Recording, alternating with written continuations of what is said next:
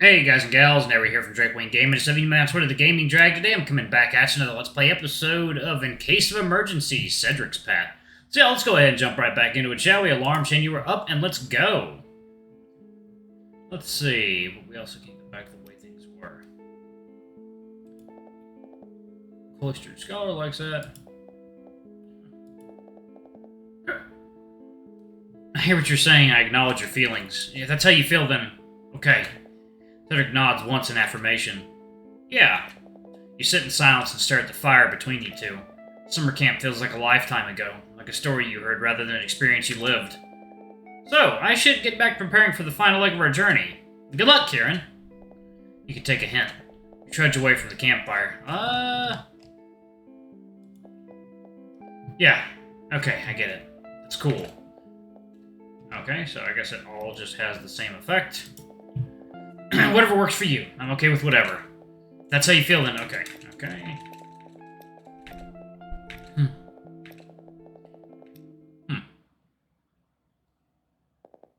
Who do you talk to next? Under to Wes. You march deeper into the woods, foliage crunching under your feet. Wes has set up shop by a burbling creek. His pants are rolled up to his knees as he wades through the water, shield in hand. Hey, how's it going? Just cleaning my shield. It got dirty earlier in the scuffle.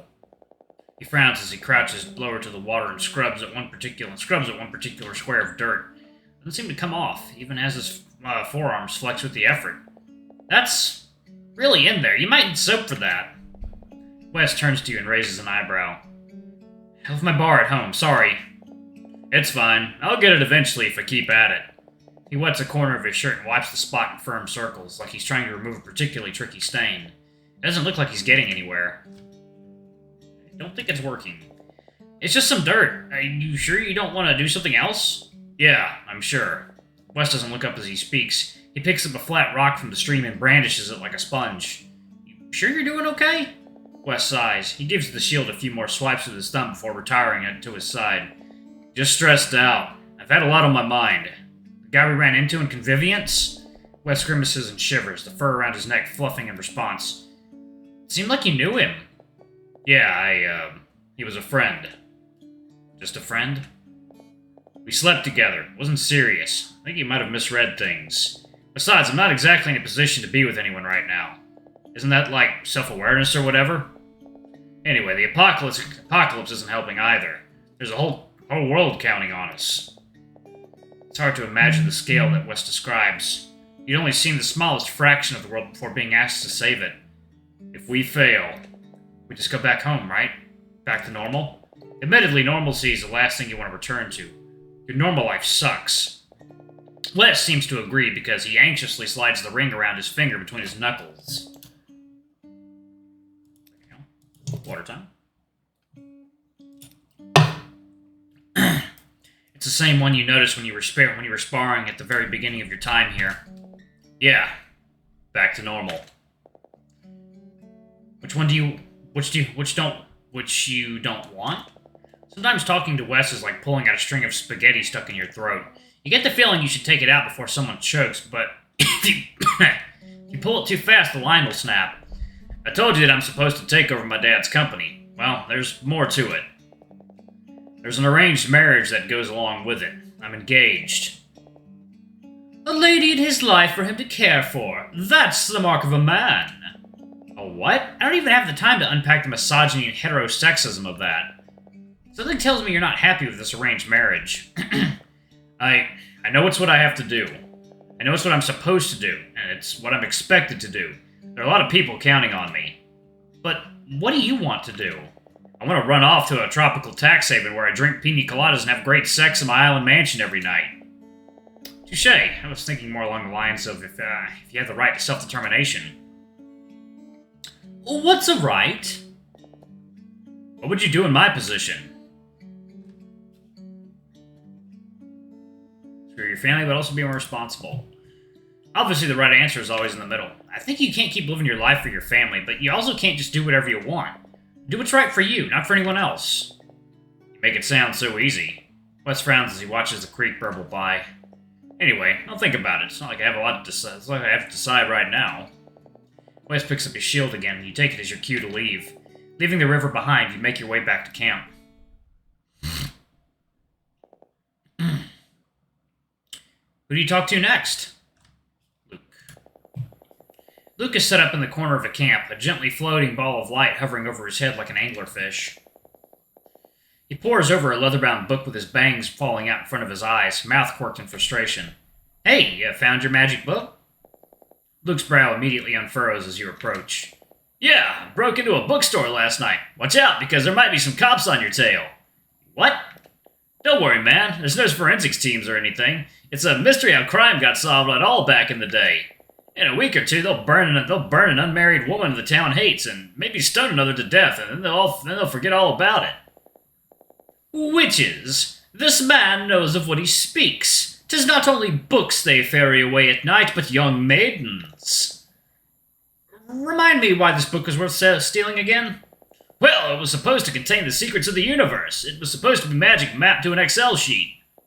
I was going to use it to create a God mode shield. Nothing would be able to touch me. Look at now.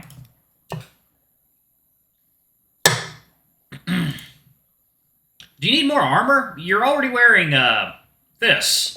It's about the principle of the thing, man. If you know things, you can protect yourself. Magic is knowledge, which is power, and which is also sex. Or was it the other way around? You've lost me. Don't worry about it. I think this book is a bust anyway.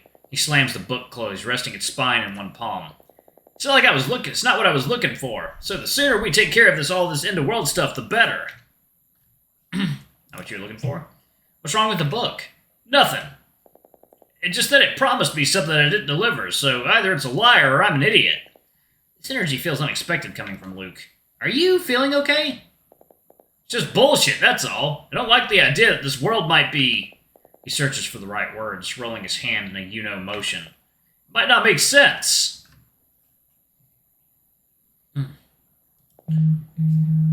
Why is that important?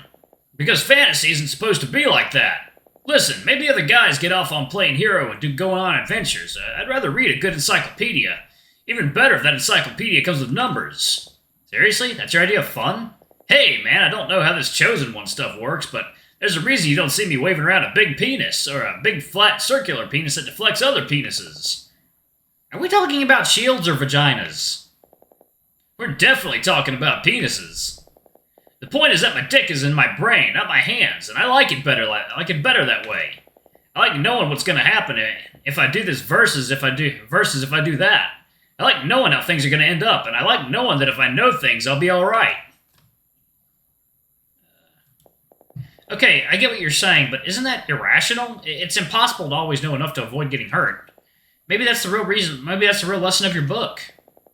Not that the real magic was the friends we made all along the way. Dang, and I was so close, too. He raises an eyebrow at his sarcasm, and he huffs begrudgingly. There's no bite to his bark when he rolls his eyes and dismisses you. Yeah, maybe. We'll see. I guess I'll go hit my head against some rocks then, or whatever it is normal people do. Catch you later, Kieran.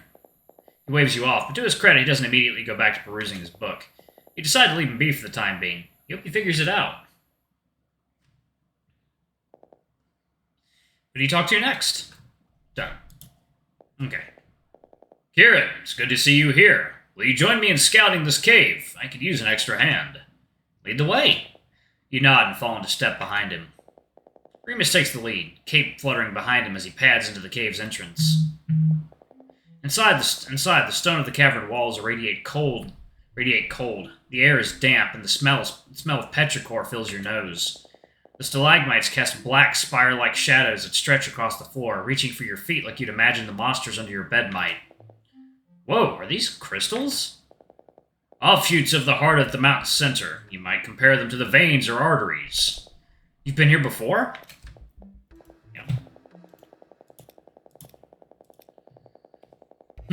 Yes, I have. Multiple times, in fact.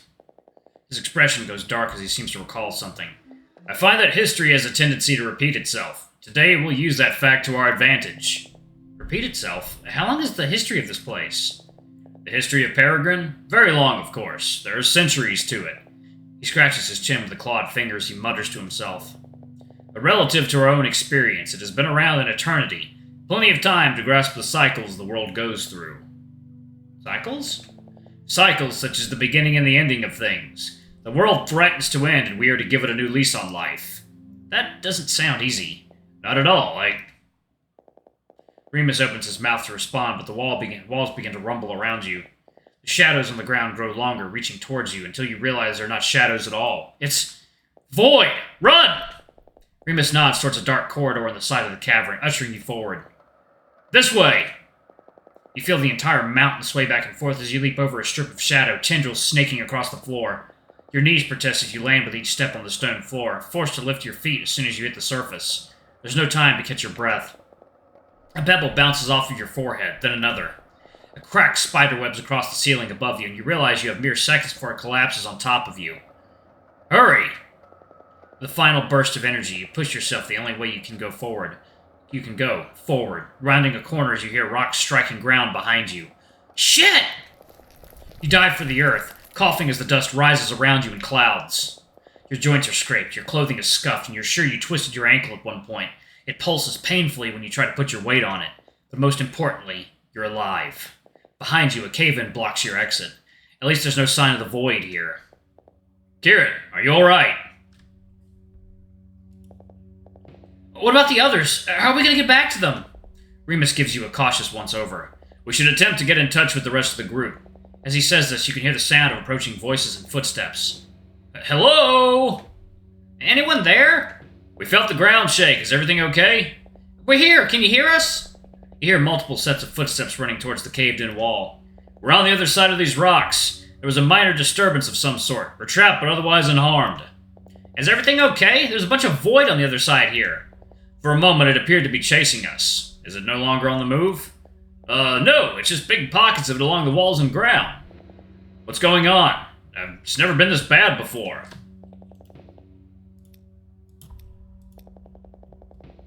We're getting closer to its source. It would seem as though our appointment with the heart has been moved up. There should be another route that will take you to the center of the mountain. Take it, and we will meet you there. Of course. Kieran, are you okay? I'm fine. You shake your throbbing ankle, thinking that might make it better. It doesn't, and it just makes you wince in pain. Just a weird ankle thing. I think I can walk it off. There's a pause from the other side of the rocks. You think they've left, and then a final voice comes through. Try not to die, man. I'll do my best. After a moment, you eventually hear the sounds of footsteps receding behind a rock wall. Remus nods in your direction. We should begin to move as well. Remus takes the lead again, and you trudge beside him with your hands shoved into your pockets, favoring your good leg. Your heart is still racing from your close call. One paw goes anxiously to the sword that hangs from your hip for comfort. The cool metal of its pommel reassures you. Well, with a sprained ankle and adrenaline pumping through your veins, at least you're off to a good start. The mountain is remarkably silent for the rest of your trek, but it still seems too risky to even touch anything. What if you set something off again, and then you're trapped down here forever? Without the sky above you, it's hard to measure the passage of time. The same softly glowing crystals and smooth, weathered walls of rock pass you by every minute.